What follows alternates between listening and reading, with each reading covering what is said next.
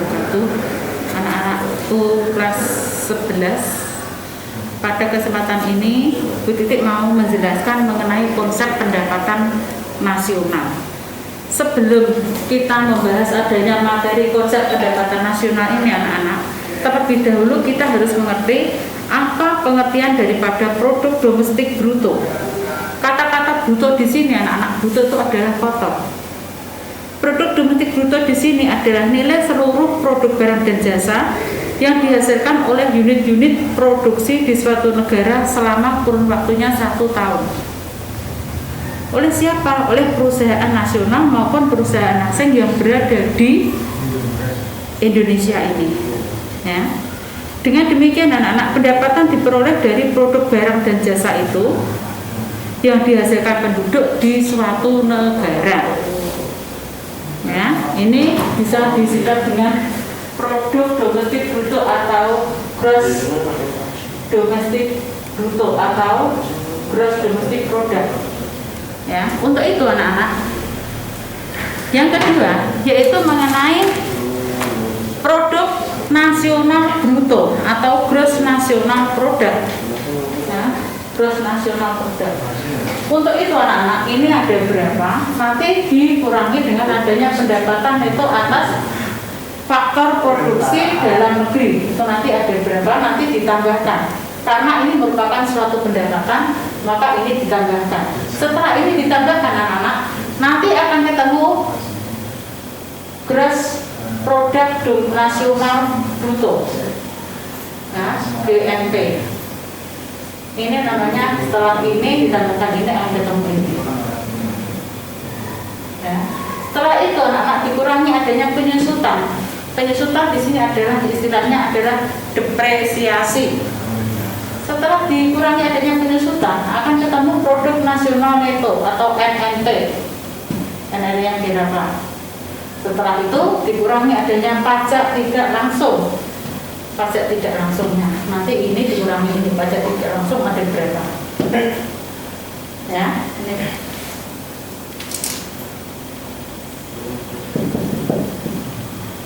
Setelah ini pendapatannya ketemu, pendapatan nasional bersih NNI.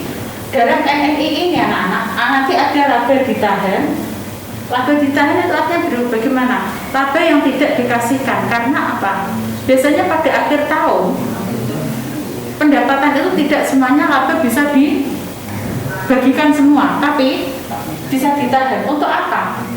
Untuk kas yang akan datang tahun berikutnya. Terus di adanya iuran jaminan sosial, ada asuransi. Pendapatan nasional ini nanti ini ditambahkan, nanti dikurangi dengan adanya pendapatan nasional bersih. Karena ada transfer itu otomatis ada pendapatan, maka transfer ini akan bertambah. Ya, setelah bertambah ini akan ketemu pendapatan perseorangan atau PI. Kan ketemu PI-nya nanti. PI ini nanti akan dikurangi pajak langsung. Pajak langsung karena pajak langsung ini merupakan suatu pajak yang harus dibayarkan oleh siapa? Oleh perusahaan atau oleh pemerintah. Akan ketemu pendapatan bebas atau disposable ini. Ya, ini cara perhitungannya. Untuk tugas anak-anak nanti yaitu soalnya berikut ini. Ya, ini ada soal. Berikut ini keadaan ekonomi suatu negara dalam bentuk miliar. GNP-nya ada 1.500. Penyusutannya ada 150. Pajak tidak langsungnya ada 75. Transfer payment ada 45. Pajak penghasilan ada 60. Nanti yang disuruh Bu Titik yaitu hitung NNI, Net National Income. NNI sampai ini saja, tidak usah ke sini semua anak-anak. Ini mengenai jawaban nomor 1. Untuk soal nomor 2, perhatikan data keuangan suatu negara. Ini belum tak kasih untuk GNP-nya ada berapa?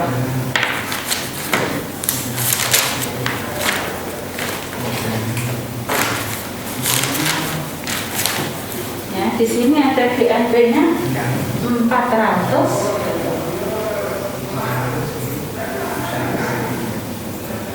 Ada GNP 400 4.800, penyusutannya ada 30, terus pajak tak langsung ada 25.000. Terus untuk transfer ada 10, untuk pajak langsungnya ada 20. Nah, untuk yang kedua ini anak-anak, ya, hitung besarnya PI, personal income. Kalau misalnya saja Bu Titik minta hitung PI, cara perhitungannya juga ini seperti ini, tetapi ini tidak usah ke bawah, cuma sampai di sini saja perhitungannya. Ya, perhitungan cuma sampai di sini saja. Bu, ini kok ada pajak penghasilan di sini ada enggak? Kalau enggak ada ya dilewati saja, pajak penghasilan tidak usah dimasukkan, cukup dengan transfer payment saja yang dimasukkan. Itu nanti soalnya. Untuk itu anak-anak, kita lanjutkan, yaitu nanti yang keempat, yaitu mengenai metode perhitungan pendapatan nasional. Ya, metodenya bagaimana? Ya, ini harus urut anak-anak, ini harus dihafalkan karena ini suatu rumus. Untuk menghitung adanya metode perhitungan pendapatan nasional, itu ada 3 metode. Ya, ada 3 metode, yaitu metode pendekatan produksi, yang kedua metode pendekatan pendapatan, yang ketiga metode pendekatan pengeluaran. Ini saya hapus ya. Ada 3 metode.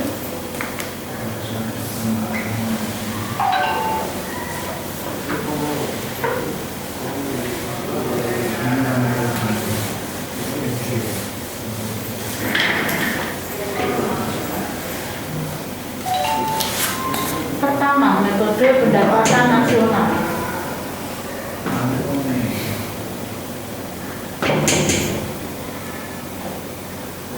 Ada 3.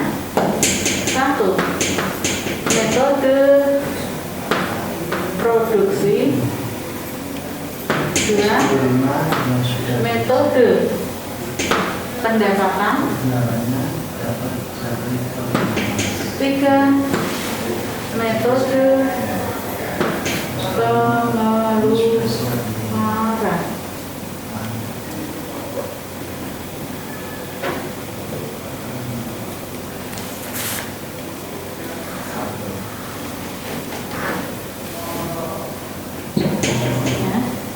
Untuk metode-metode ini anak-anak, ya, itu ada rumus-rumusnya sendiri, ya. Mengapa mengadakan pendekatan produksi? Ya, yang namanya orang memproses barang itu dari barang mentah menjadi barang setengah jadi menjadi barang jadi, ya. Sehingga apa?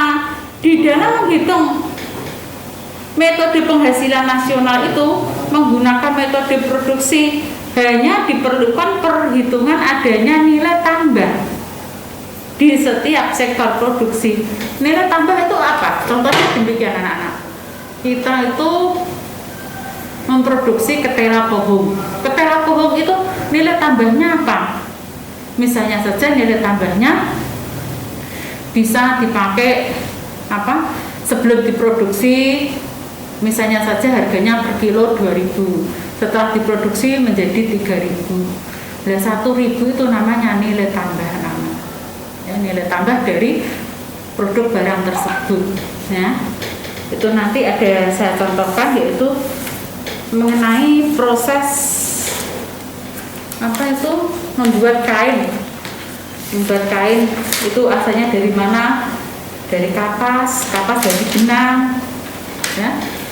Ya, nanti bisa jadi kain. Itu ada nilai tambahnya tersendiri anak-anak, ya. Nilai tambahnya berapa? Misalnya saja di sini saya buat misalnya mengenai nilai yang ini. Saya tetapkan di sini jenis barang, harga, nilai tambahnya.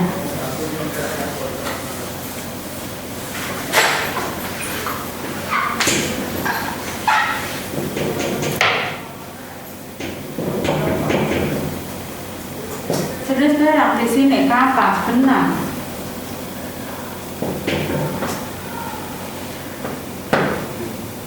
Kain baju. Di sini misalnya saja 12.000, 16.000, 26.000, 50.000.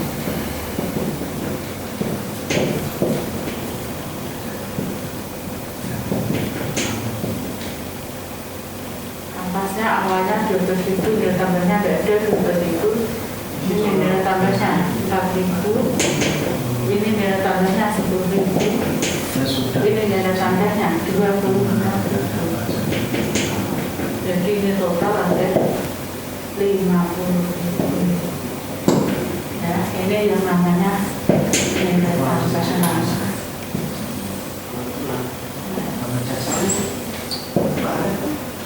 Nah, ini nilai tambah jenis barangnya, misalnya saja di sini kapas, harganya per kilo misalnya saja 12.000, nilai tambahnya tetap 12.000.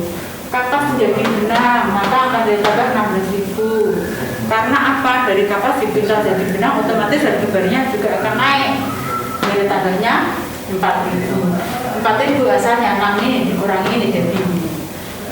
Dari benang menjadi kain, dari 16.000 jadi 26.000. Nilai tambahnya berapa? Ini dikurangi atasnya menjadi ini. Nilai kain jadi baju. Misalnya jadi 50 dikurangi ini jadi ini. Jadi kapas ini nilai tambahnya adalah 50.000. Ya. Untuk itu anak-anak, rumusnya daripada ini NI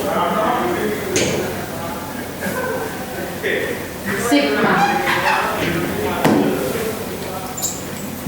NI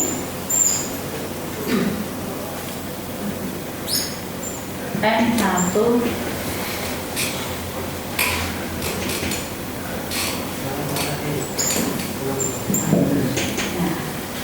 di sini anak-anak yaitu mengenai pendapatan nasional. Untuk yang FA adalah nilai tambahnya anak-anak. Ya, ini adalah rumus NE-nya, jumlah sektor dalam produksi. Ini adalah sigma NI sama dengan sigma N I dari 1 FA.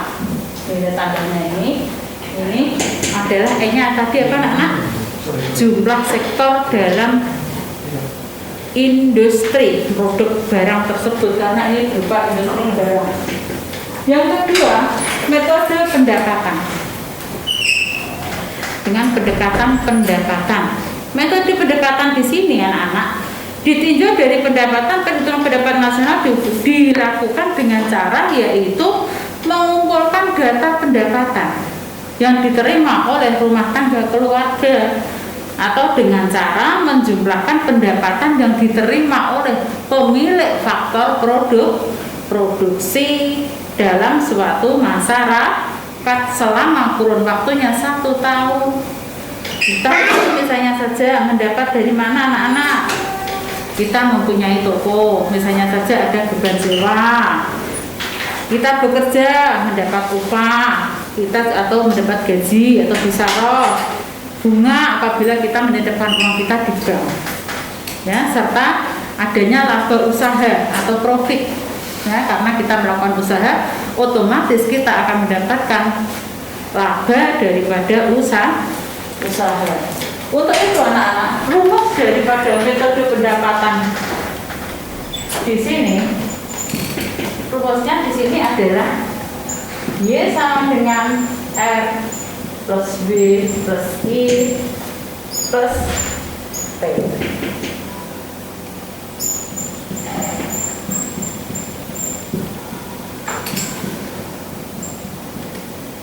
Nah, Y ini adalah artinya adalah apa anak-anak?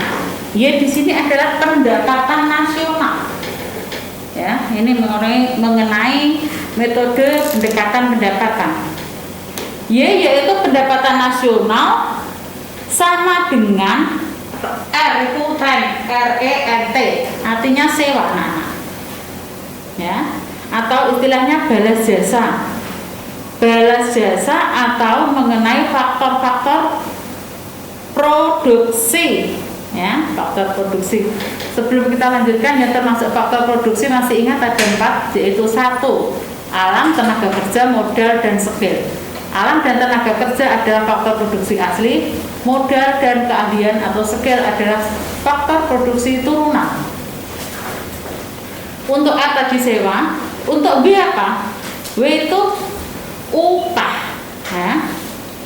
Upah itu dari mana? Kita melakukan pekerjaan sehingga kita akan mendapatkan balas jasa berupa uang karena kita telah mengorbankan waktu kita untuk mengerjakan sesuatu. I-nya apa?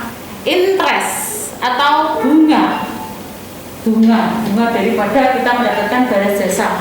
Kita menyimpan uang ada di bank. Untuk yang P di sini, P itu profit. Profit ini adalah laba. Laba dari mana? Laba dalam kita melakukan faktor balas jasa, faktor produksi berupa skill, ya. Kita mempunyai keahlian, kita akan mendapatkan satu profit, ya. Jadi metode pendapatan yang kedua, Y sama dengan untuk pendapatan kita adalah R tadi apa? R tadi adalah sewa, ya, sewa bunga, ya, ini I dan P, ya. Ya, sewa adanya pendapatan nasional, sewa upah bunga dan laba, profit. Ya. Untuk yang ketiga, metode pengeluaran. Di dalam metode pengeluaran di sini anak-anak, yaitu dengan cara menjumlahkan seluruh pengeluaran yang dilakukan oleh masyarakat dalam perekonomian. Ya, maksudnya pengeluaran apa anak-anak? Pengeluaran itu perlu kita mengeluarkan biaya, ya, kita mengeluarkan ongkos, ya, itu dengan rumus yaitu C. Y ini ada sama, Y ini adalah merupakan pendapatan nasional. C yaitu pengeluaran konsumsi, C konsumsi. Yang I investasi. Ini investasi I ini. G di sini adalah pengeluaran pemerintah. Pengeluaran pemerintah ditambah ekspor men import. Ya, ekspor men import. Ini akan ketemu metode pengeluaran.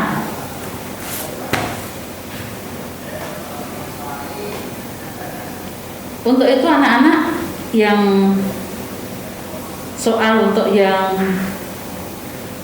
ini kita cukup soal 1 saja. Hitung dengan menggunakan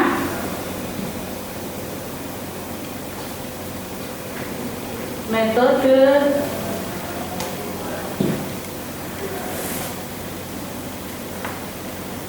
pendekatan pengeluaran. Nah, yaitu 1. Pengeluaran konsumsi ada 125.000. Tingkat investasi ada 150.700 rupiah. Pengeluaran pemerintah ada berapa anak-anak? 130. Terus ada nilai ekspor dan nilai impor. Ekspornya misalnya saja ada berapa? 225.250. Impornya ada 170.500. Nah, ini soalnya ini saja. Yang nomor 3 saja, agak mudah. Ya, dengan menggunakan metode C tadi apa? saya adalah apa anak-anak? Apa tadi saya? Konsumsi atau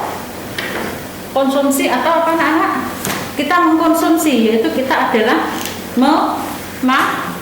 memakai, ya, memakai, pengeluaran mengkonsumsi. Tapi mengkonsumsi di sini adalah mengkonsumsi pengeluaran mengkonsumsi barang. Nah ini tadi apa? Ini adalah pendapatan nasional, konsumsi, investasi. Yang G adalah pengeluaran pemerintah, iki ekspor impor. Dan soal di bawah ini anak-anak, coba kamu terapkan menggunakan metode pengeluaran seperti ini. Ya, mengkonsumsinya ada 125, tingkat investasi 150 tidak 70, pengeluaran pemerintah 130, nilai ekspor ada 225 260, nilai impor ada 170 tidak 50. Jadi tadi ada soal 3, tolong anak-anak nanti dikerjakan, dikirim lewat WA saya, ya, melalui wali kelas nanti bisa dikirim ke WA saya. Itu saja pelajaran ekonomi yang saya jelaskan pada pagi hari ini. Saya akhiri sampai sekian. Assalamualaikum warahmatullahi wabarakatuh.